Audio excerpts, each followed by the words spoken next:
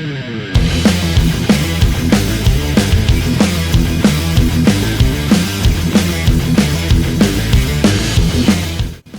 back to my YouTube channel, guys. Quick update lang tayo ngayon tungkol sa ating buried female.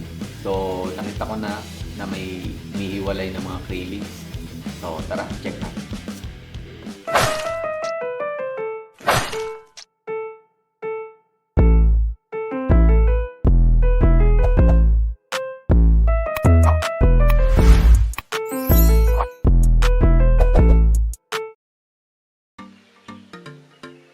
Ayan, kung naalala niyo yan, guys, yan yung pinaglagyan ng buried female dati. No? So, ngayon, pinalitan ko na yan ng bagong pair ng mga breeder ko. Dito tayo ngayon sa ating breeder tank. Yan, sama-sama na yan sila dyan. 2 lalaki and then 4 na babae. Diyan tinagmula yung buried dyan na isang babae. Diyan ko na pa-buried yung isang babae. Tapos, meron pa akong ginawang isolation basket.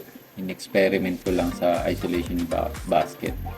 Bali, 2 lang yun. Isang babae, isang lalaki. Marami sila, 6 na piraso. I-check natin kung mas mabilis ang progress ng breeding nila pag dalawahan lang. Pero syempre, mas the best pa rin talaga yung trio set, no? Subok na talaga ng karamihan. Pero for experimenting pa rin talaga tayo. Kagaya ko, ang dami ko experiment sa kanila. Ay, nagpipilex pa siya, nag-hi pa. Hello! Magandang gabi daw. O, pasok na. May tao. Ayan. Ganyan na sila, guys. Yung buried female dyan, pagka may laman na sila, wala na silang labasan, tsaka masyado na silang defensive. Mapapansin mo yun, pag silip mo kahapon, nandun pa din. Pag silip mo ngayon, nandyan pa din sila sa section na yun. Ganun sila pag may laman na yung kanilang belly, may tinatago na silang itlog. Kasi may kailangan na silang depensahan. Kahit sinong makita nila diyang sisilip sa hole, or sa hides nila, tutulak talaga nila. So, ayan, syempre, hindi pwedeng mawala ng isda. Kain ng kitikite. Tayo, overflow na bridge. Yan. Kung gusto nyong malaman kung paano gumawa niyan, meron tayo sa YouTube niyan. O, ayan na yung mga kumawalang trainings, guys. Nasa bao. Kita nyo yung isa. Ay, 2 to eh. Ayan. Nakakalat na sila dyan. Hindi ko na binilang, guys. In-estimate ko lang siguro mga nasa sila 60, 70 ganyan. Ayan, may halaan ako nilagayan dyan. Halaan, nabibili sa palengke. Wala lang, nakakatulong din yun kasi sa cycle. Nakaka-filter din sila at nakakadumi. Mahilig silang mamili nilang dumura ng parang buhangin. Pero nakakatulong daw yan. Ayon sa aking pagre-research. Hindi ko pa naman siya napatunayan. Pero gusto ko lang may halaan dyan, guys. Disregard nyo lang yung halaan. So, ayan, no. Ang dami talagang mga feeds na matitira kakapakain. So, every week, isang siphon yung mga feeds na yan. Ayan. Kita nyo ba, guys? Ayan yung maliit. Pakalat-kalat lang sila yan. Para silang langgam. Ayan. Ay guys, na pala yan 4 days. 4 days na yung feelings na yan. Ganyan na yung itsura nila.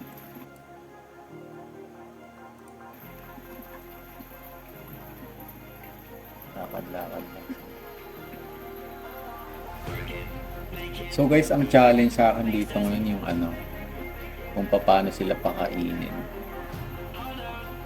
Siyempre, hindi naman sila mahirap pakainin, kasi scavenger ang crayfish. Pero yung maliit, yung mga freelings na ganito, challenging talaga. Yan sila. Yan yung hides na ginawa. Maliit na PVC. Nagpatong-patong ko lang. Hanggang 5th floor, guys, may laman. 5th floor. Tingnan nyo, papakita ko sa inyo. Hanggang taas yan, may mga laman. lalakad sila, naglalakad, inaakyat talaga nila. Ayan. So, ayan. Ang liliit nila. Diba? Diyan lang sila tol, pa isa-isa lang. Pag may pumasok ko dyan, tutulak ng isa, nag-aagawan sila.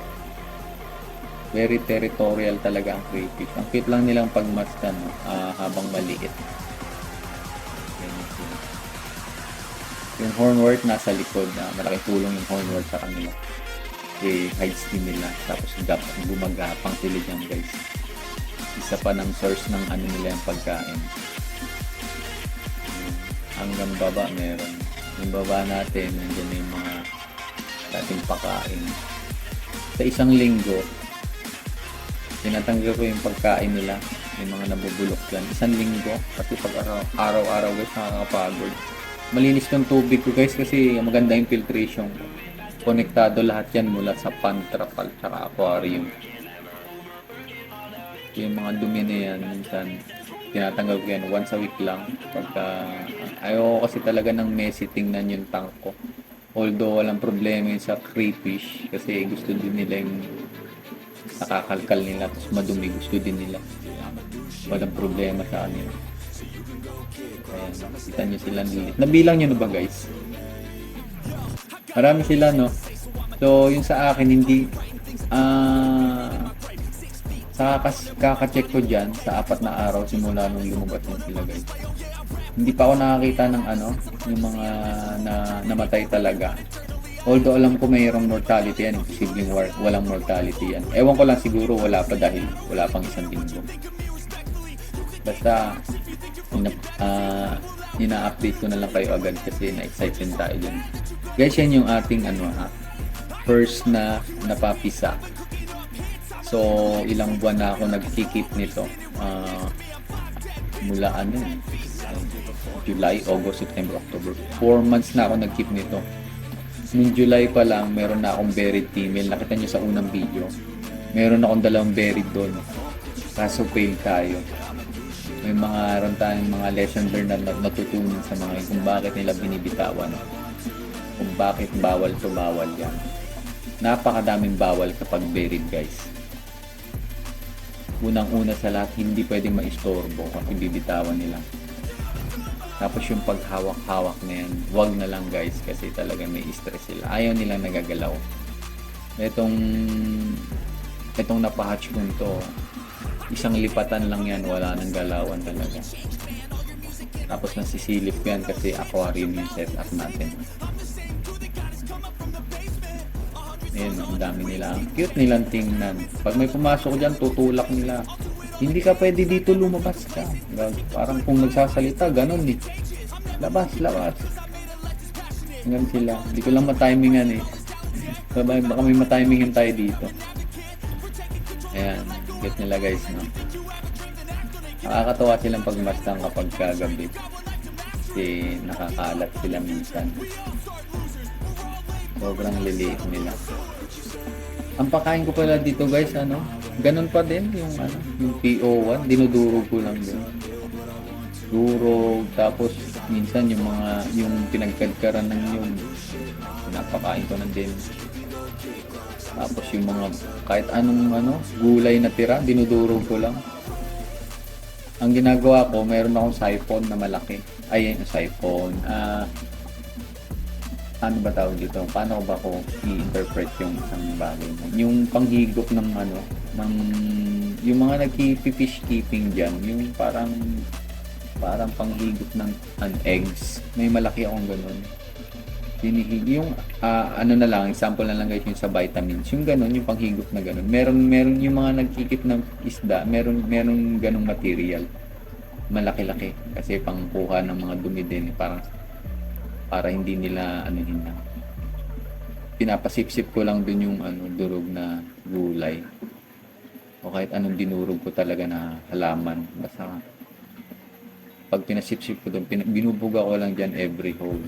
Ganon din kahit yung feeds, ipapabuga ko lang din dyan yung maliliit kasi ewan ko, ganon ako daw yung magpakain eh. Gusto ko nabubugahan yung bawat holes kasi maliliit nga sila. Kasi minsan, pag bumaba sila, nagtutulakan sila. Kaaway-away. Pero normal lang naman yun sa mga nakikita ko sa mga videong nagkikip ng mga crayfish. Normal lang naman. So, ayan. Meron pa akong isang berry dyan. Nilagay ko na dyan kasi hanggang dire-diretso na siyang mag-hatch. Ayan siya nakatago. Hindi naman yan magagalaw yung mga trailings yan kasi napakabibilis yan guys. Konting galaw lang ng crayfish, tatakbo yan sila. Pag gumalaw naman ang crayfish guys, mauuna yung antena niya. Tapos yung mga kamay niya, mararamdaman yun ng trailings. So, hindi ako naniniwalang makakain nila yung trailings. So, sobrang bibilis niyan. Depende kapag talagang nagmumolt, yung talagang papalong nagmumolt. Madadampot nila yun. Pero sa akin, parang hindi. Ano pa rin. Okay lang din. Ayan siya guys, may laman siya. Okay, kita ba natin? Pa-isolate. So, yun guys, no? Pinakita ko lang talaga sa inyo yung yung setup nila. At saka yung kung nasan sila ngayon. Ayan. So, at yun na nga guys, no? Sana may natutunan kayo sa ating video at subaybayan nyo ako sa next video natin. I-update ko ulit kayo sa ating pag-video.